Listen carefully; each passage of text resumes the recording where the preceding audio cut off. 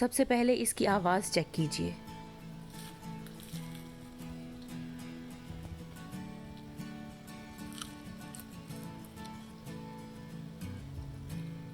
Hello guys, it's me Muniba and welcome to Muniba's kitchen. जैसा कि आपने देखा, इसकी आवाज़ कितनी क्रंची और फ्रेश है। तो ये हैं जी क्रोसॉन्ट्स, फ्रेश, हॉट और टेस्टी। क्रोसॉन्ट्स बनाने का ऐसा कोई तरीका नहीं है जिससे ये जल्दी बन जाएं। और जो कोई आपसे कहता है कि आधे घंटे में क्रोसॉन्ट्स तैयार, तो वो झूठ बोल रहा है, ट्रस्ट मी। तो अगर आपको फ्रेश क्रोसॉन्ट खाने हैं तो मज़ीद टाइम लिए बगैर हम ये रेसिपी स्टार्ट करते हैं।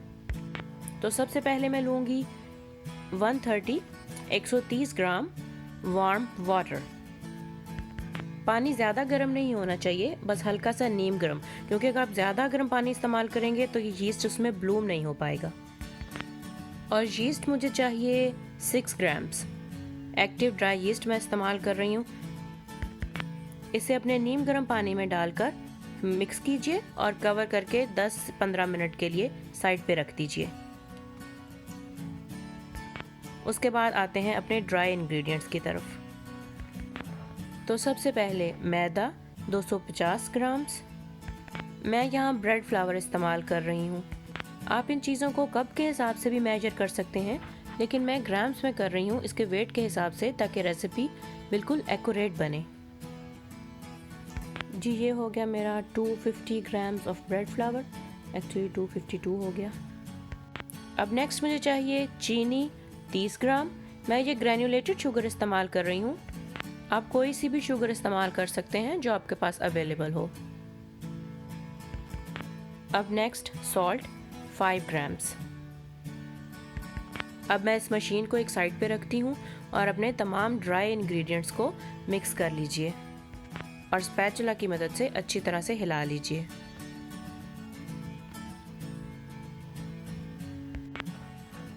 अब इसमें जाएगी एक एग योक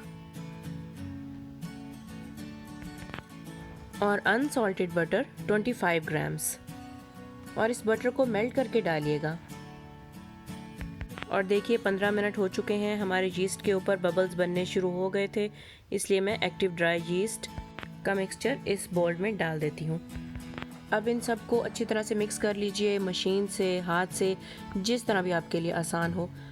आप इसे अच्छी तरह गूंद भी सकते हैं, लेकिन ज़्यादा ज़ोर से मत गूंदिएगा, बस इतना गूंदना है जिससे एक बॉल बन जाए।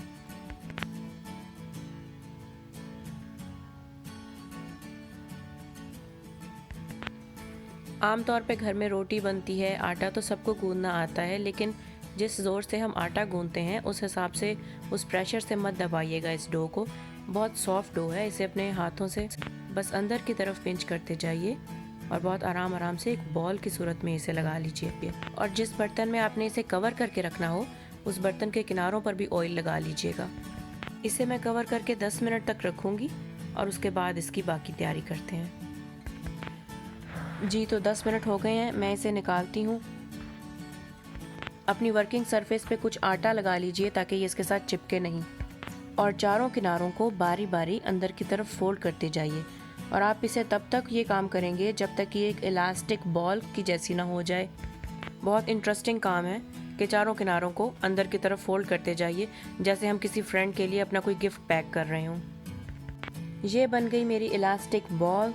इसे मैं एक बर्तन में फिर से ऑयल लगाकर रैप करके 10 मिनट के लिए फ्रिज में रखती हूँ। आप इसे एक दिन के लिए भी रख सकते हैं। और 10 मिनट के बाद फिर वही प्रोसेस, एनवेलोप्स बनाने वाला, और एक बार फिर मैंने इसे एनवेलोप बनाया, अपनी इलास्टिक बॉल बनाई, बॉल में ऑयल लगाया और इसे कवर करके अब की बार हम इसे एक दिन के लिए रख देंगे या 12 आवर्स के लिए।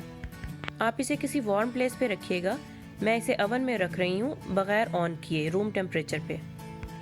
तो 12 घंटे के बाद जब आप इसे खोलेंगे तो ये देखिए, इसका साइज़ डबल हो चुका है।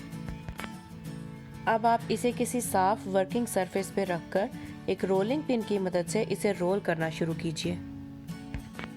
जहाँ ज़रूरत हो इसके ऊपर फ्लावर लगाते जाइए और रोल करते हुए अपनी रोलिंग पिन को एक ही डायरेक्शन में रखिएगा। जैसे अगर आप इसे लंबाई में बेल रहे हैं तो एक बार आगे की तरफ घुमाइए पूरी तरह, और एक बार पीछे की तरफ घुमाइए पूरी तरह, दरमियान में आपने इसे रोकना नहीं है। और अब इसे फोल्ड करने के लिए एक किनारे को ज़्यादा फोल्ड कीजिए और दूसरे किनारे को कम फोल्ड करके इससे मिला दीजिए। और अब की बार हमने इसे लंबाई में बेलना है। बस एक रोलिंग पिन की मदद से इसे लंबा करते जाइए, इतना लंबा कि ये एक, जब हम इसे 3 लेयर में फोल्ड करें तो ये एक स्क्वायर बन जाए।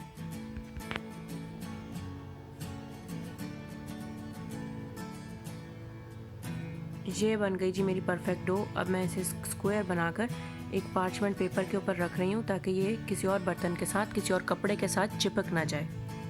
तो अब मुझे चाहिए जी 1 कप बटर, और ये सीधा फ्रिज से निकला हुआ हो, हार्ड हो, ताकि जब मैं इसके पीसेस बनाऊँ तो ये मेल्ट ना हो जाए। और ये चिपक गया मेरी छुरी के साथ। Let me try it again. Oh this one, yeah. इन चारों स्टिक्स को एक लेयर में रख के एक और दूसरा पार्चमेंट पेपर, बटर पेपर इसके ऊपर लगा के तो फिर बेलिएगा जी। तो अपनी रोलिंग पिन यूज़ करके इसके लेयर्स को बारीक कर लीजिए। अगर बेलते हुए इसकी शेप ख़राब भी हो जाए तो बाद में फिक्स किया जा सकता है। बाहर बेकरीज से अगर आप क्रोसॉन्ट लेने जाएं तो ये बटर का इस्तेमाल बहुत ज़्यादा करते हैं, जो कि सारे दिन की कैलोरीज़ के बराबर होता है, इसलिए मैं बटर का इस्तेमाल बेकरी से कम करूँगी। और इस टाइम ये बटर मेल्ट होके पार्चमेंट पेपर से बिल्कुल चिपक चुका है। और इसको इस टाइम पे खोलने की गलती बिल्कुल मत कीजिएगा। और अपनी स्क्वायर शेप मुकम्मल करने के बाद इसको 10 मिनट के लिए फ्रिज या फ्रीज़र में रख दीजिएगा ताकि हमें इसे बटर पेपर से उतारने में आसानी रहे।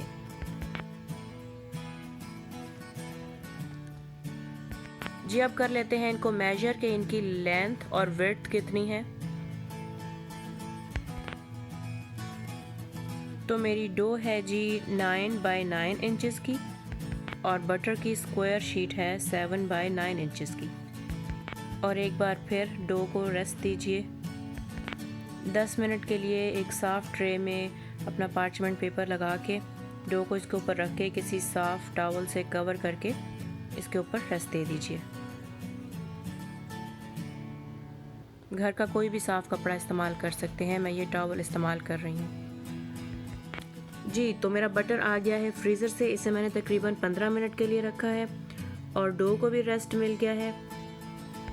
अब मैं इस बटर को डो में पैक करके चारों तरफ से कवर कर दूंगी, और फिर से वैसे ही पैक करना है जैसे किसी का लेटर पैक करते हैं। और अब इस लेटर को पैक करके डो को पैक करके एक बार फिर रोलिंग पिन से दबाना है हर डायरेक्शन में। ज़्यादा ज़ोर से ये रोलिंग पिन नहीं चलानी, सिर्फ दबाना है। और अगर मैं ये रोलिंग पिन ज़ोर से चलाऊंगी तो इसके अंदर का बटर मेल्ट हो जाएगा। और अब की बार मुझे ये डो चाहिए 13 बाय 10 इंचेस की। तो एक बार फिर आप बेलते जाइए, पहले एक डायरेक्शन में और फिर दूसरी डायरेक्शन में। और अपनी मेजरिंग टेप अपने हाथ में रखिएगा, जैसे वो टेलर रखते हैं ना आपके कपड़े सीते हुए, कि बाजू की लेंथ कितनी हो, शोल्डर्स पे से कितना रखना है, वैसे ही आज आप इन क्रोसॉन्ट्स के टेलर्स हैं। और एक बार फिर फोल्ड, एक साइड से ज़्यादा एक साइड से कम, और किनारों को मिलाकर एक बार फिर लंबाई में फोल्ड कर लीजिए। और लंबी सी इस डो को एक बार फिर फ्रिज में रख दीजिए 15 मिनट्स के लिए। और इस बार इसकी लंबाई है 10 इंचेस, जबकि मुझे चाहिए 17 इंचेस। और एक बार फिर ये रोलिंग पिन, मैं और ये डो, हम तीनों पिछले एक दिन से एक साथ ही हैं। अच्छा, ये क्रोसॉन्ट्स बनाने का काम ज़्यादा नहीं है, पर इसमें टाइम काफ़ी लगता है।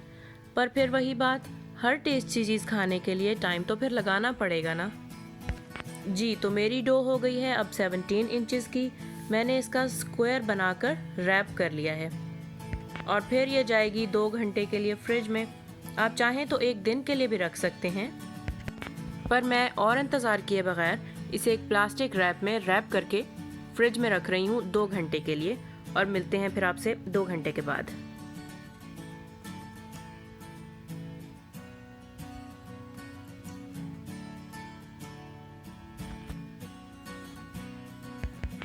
जी तो बस और इंतज़ार नहीं, इस बार मैं इसे खोलूँगी और रोलिंग पिन से बिल्कुल बेल लूँगी, क्योंकि मुझे इसकी लेंथ चाहिए 16 इंचेस और विड्थ चाहिए 9 इंचेस। और ये हमारा फाइनल वर्क है। और एहतियात से रोलिंग पिन चलाइएगा, ज़्यादा ज़ोर से नहीं चलानी क्योंकि इसमें हमारी बहुत ही प्यारी लेयर्स बनी हुई हैं। तो बस इसे बारीक करते जाइए, इसकी लेंथ और विड्थ को मेजर करते जाइए।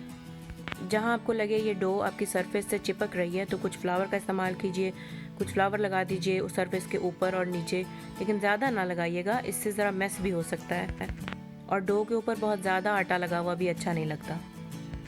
जी तो मुझे इसकी लेंथ चाहिए 16 इंचज़ और विड्थ चाहिए 9 इंचज़। अपनी मेजरिंग टेप अपने साथ रखिएगा और फिर डो के एक साइड पे हर 4 इंचज़ के बाद टक लगाइए और उसी हिसाब से ऊपर वाली साइड पे भी उसी तरह कट लगा दीजिए क्योंकि हमें ट्रायंगल्स चाहिए। ये रेसिपी है 7 क्रोसॉन्ट्स की और अगर आप इस डो को डबल कर दें तो आप 14 क्रोसॉन्ट्स भी बना सकते हैं। तो अब आप एक बेकिंग शीट पे पार्चमेंट पेपर लगाकर अपनी डो का एक पीस उठाइए, उसको ज़रा सा लंबा खींचिए, ज़्यादा लंबा नहीं खींचना, और चौड़ाई वाली साइड पे, विड्थ वाली साइड पे से इसको फोल्ड करना शुरू कीजिए और जिस जगह आके इसकी रोलिंग ख़त्म होती है वो साइड नीचे की तरफ रखिएगा क्योंकि बाज़ औक़ात ये लेयर्स ओवन में जाके खुल जाती हैं। तो अगर आपकी ओपनिंग साइड ऊपर की तरफ होगी तो ये पूरे क्रोसॉन्ट को खोल के ख़राब कर देगी। ये देखिए, अगर मैं आपको करीब से दिखा सकूं, इसकी लेयर्स अभी से बन चुकी हैं और ये कितनी प्यारी लग रही हैं। तो अब आप इनको एक एक करके आराम से फोल्ड कीजिए, अपनी बेकिंग शीट पे रखिए।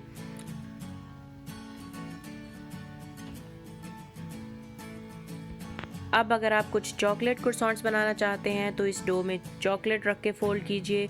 कुछ कीमे वाले क्रोसॉन्ट बनाना चाहते हैं या आपके फ्रिज में जो भी टेस्टी चीज़ है उसके हिसाब से आप उसको इस क्रोसॉन्ट में रख के फोल्ड कर सकते हैं। तो मैं बनाऊंगी 4 प्लेन क्रोसॉन्ट्स और 3 चॉकलेट क्रोसॉन्ट्स क्योंकि ये मेरे बच्चों के भी और मेरे हस्बैंड के भी फेवरेट हैं।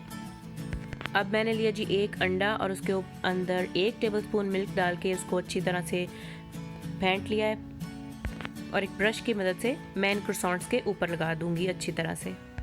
और ये अंडा ही इन क्रोसॉन्ट्स का कलर बिल्कुल ब्राउन कर देगा जब ये ओवन में जाएगा। जैसा कि आपको याद होगा, मेरी पहली रेसिपीज़ एप्पल पाई और चिकन पॉट पाई, उनको भी रेडी करने के बाद जैसे ही उनके ऊपर एग वॉश लगता है और वो ओवन में जाती हैं, बिल्कुल ब्राउन सी हो जाती हैं, जो कि देखने में बहुत प्यारी लगती हैं और उनका टेस्ट भी बहुत प्यारा हो जाता है। तो उनकी रेसिपीज़ मैं डिस्क्रिप्शन बॉक्स में दे रही हूँ, आप जाइए उन पर क्लिक कीजिए और मज़ेदार सी रेसिपीज़ बनाइए। जी तो इन क्रोसॉन्ट्स को एग वॉश के बाद एक बार फिर कवर करके 2 घंटे के लिए रख दीजिए और किसी वार्म प्लेस पे रखिएगा। मैं इसको इसी जैसे एक ट्रे को इसके ऊपर कवर करके 2 घंटे के लिए रख देती हूँ। आप चाहें तो किसी ओवन में रख दीजिएगा, लेकिन इस बार इसके ऊपर कपड़ा मत दीजिएगा क्योंकि ये इससे चिपक जाएगा। ये देखिए 2 घंटे के बाद ये अपने साइज से डबल हो चुके हैं और इनकी लेयर्स भी कैसे साफ नज़र आने लग गई हैं। और एक बार फिर मैं इसके ऊपर एग वॉश करूँगी इनकी लेयर्स पे बराबर, और इस बार आप बिल्कुल एहतियात से एग वॉश कीजिएगा क्योंकि ये बिल्कुल रूम टेम्परेचर पे हैं और अगर आपका ब्रश इनके साथ ज़रा ज़ोर से भी लगा तो ये अपनी शेप ख़राब कर देंगे।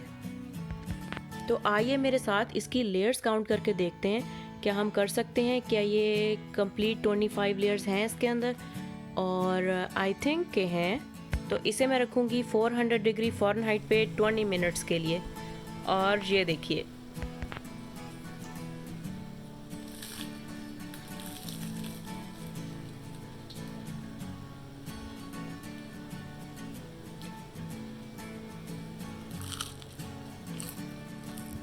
टेस्टी, मेरा बहुत ही मज़े का ये बना है, ट्रस्ट मी। तो मुनीबास किचन में मेरी 2 दिन की मेहनत के बाद ये बहुत ही टेस्टी क्रोसॉन्ट्स बन के तैयार हुए हैं। 4 प्लेन क्रोसॉन्ट्स हैं और 3 चॉकलेट क्रोसॉन्ट्स हैं। इन्हें घर में तैयार कीजिएगा, बच्चों को साथ लंच में दीजिएगा। मैं तो नाश्ते में इसे फ्राइड एग के साथ खाती हूँ, बहुत ही मज़े का लगता है। आप लेयर्स चेक करें इसकी, अब शो हो रही हैं 25 लेयर्स। कमेंट्स में ज़रूर बताइएगा कैसी लगी रेसिपी। चैनल को सब्सक्राइब कीजिएगा। मिलती हूँ आपसे नेक्स्ट वीडियो में। Bye bye.